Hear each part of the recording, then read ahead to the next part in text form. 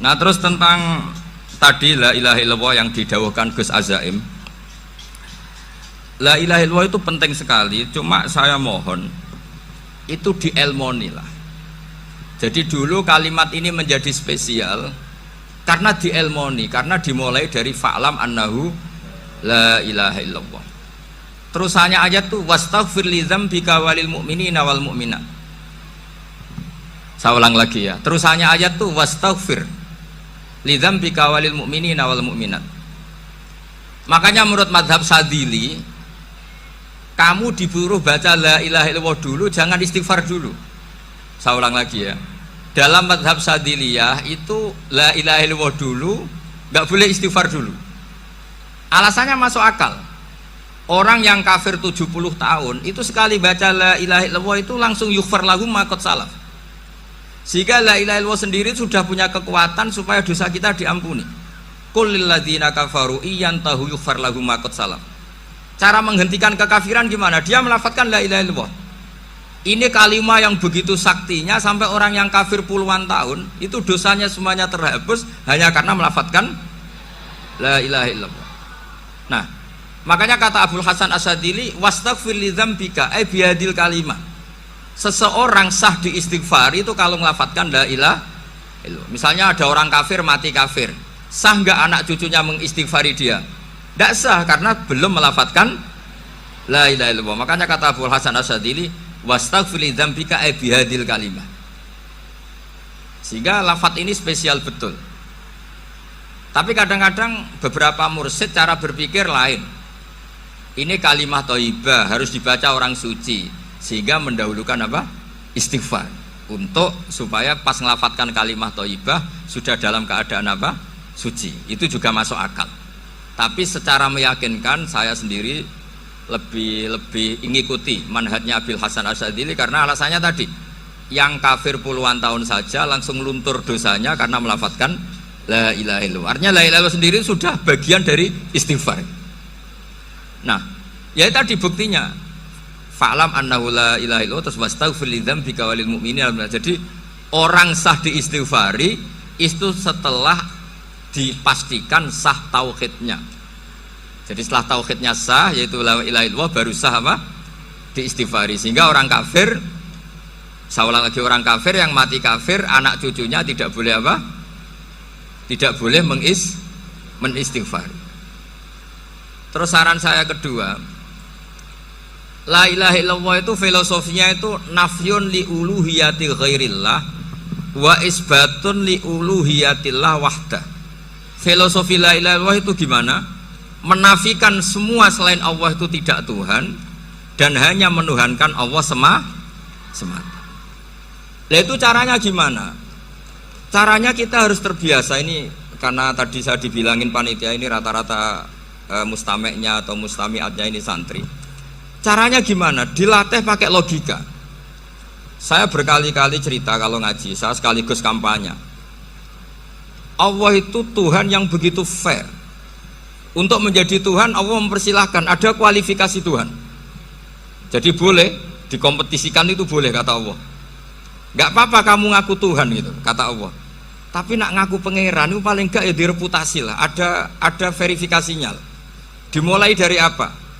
Ya kalau jadi Tuhan itu setidaknya bikin langit bumi lah, aturannya gitu. Jadi kalau daftar bupati ya daftarlah ke KPU. Masa tahu-tahu jadi apa? Tuhan kemudian tidak punya prestasi bikin langit bumi. Sehingga Allah itu cara ngendikan itu ya fair. Qul ara'aitum ma tad'una min dunillah aruni madza khalaqu minal ardi am lahum syirkum fis samawati. Coba yang kamu tuhankan selain saya, prestasinya apa? Ketika saya bikin bumi itu apa ikut bikin? Terus am lahum syirkum fis samawati. Kalau bikin langit, kalau nggak bisa ya urun lah gitu. Urun semen apa urun bego, pokoknya urun lah gitu. Urun ora, gawe bumi ora, ngerti-ngerti ngaku dadi pangeran. Kul hatu burhanakum. Jadi ya kan ya lucu kan, misalnya syarat kiai di Salafiyah kan keluarga Kiai As'ad, cucunya ngaji ngalim. Orang keluarga Kiai As'ad terus aku kiai utama di Salafiyah. Oh mesti dipenjara ya. Lah yo gak gawe langit bumi, gak ada prestasi terus ngaku sebagai apa? Tuhan. Sehingga fair. Makanya saya berkali-kali cerita. Jubair bin Mut'im itu punya anak namanya Muhammad. Ini sudah orang alim, Muhammad bin Jubair bin Mut'im. Itu cerita awala islami abihi.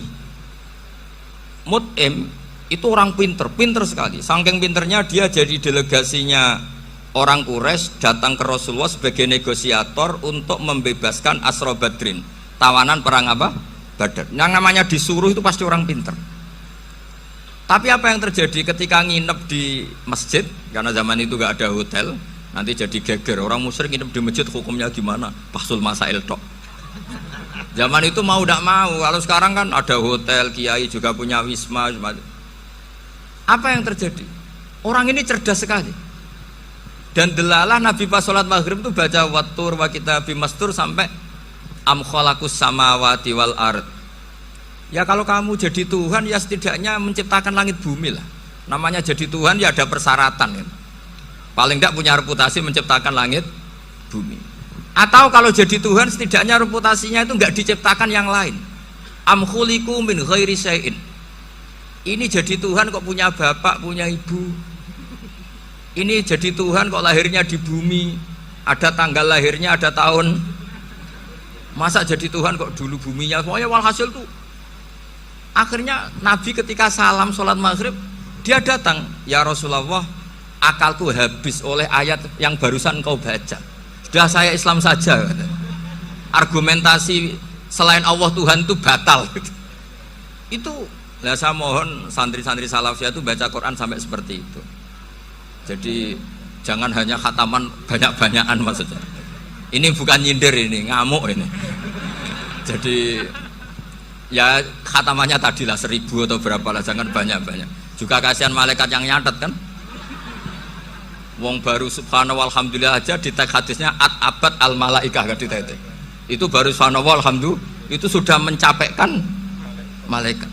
Makanya saya wiridan tuh arang-arang kasihan malaikat karena nanti jadi itu ya ada madhabnya itu.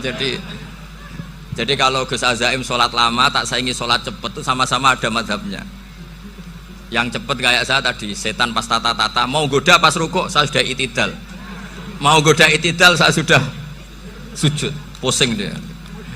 Tapi jangan tiru, ini madhab yang agak-agak khusus lah, sudah cara orang Madura agak khilaf gitu. Khilaf ya, khilaf ini agak khilaf ini sudah.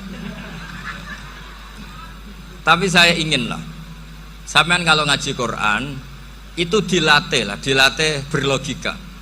Jadi Allah itu fair, nggak apa-apa kalian ngaku Tuhan tuh nggak apa-apa, tapi tunjukkan prestasi kamu apa. Aruni madza khalaqu minal ardi am lahum syirkun fis samawati. Am khalaqus samawati wal ard. Diulang lagi, am khuliqu min ghairi syai'in. Setidaknya kalau jadi Tuhan itu ya nggak butuh yang lain lah. Masa jadi Tuhan kok wujudnya saja butuh orang lain, butuh bumi, eksistensinya butuh makan, butuh minum. Makanya Allah cara meniadakan uluhiyah selainnya itu Allah itu redaksinya itu mengena sekali. Yaitu tadi dengan cara-cara seperti itu. Sebagian ayat disebutkan ma asyattuhum khalqas samawati wal ardi wala khalqa anfusihim. Wong Tuhan kok nggak punya reputasi bikin langit, bikin bumi, bahkan untuk menciptakan diri saja nggak bisa. Ya sudahlah, kamu nggak usah ngaku Tuhan, nggak level kata-kata gitu. Akhirnya terus ditemukan Tuhan yang sejati, yaitu wal awwal wal akhir wal zahiru wal batin. Itu yang Mut'im ini tadi termasuk orang yang sangat cerdas sekali. Padahal itu bacanya bukan pas basul masail, enggak. Nabi pas sholat maghrib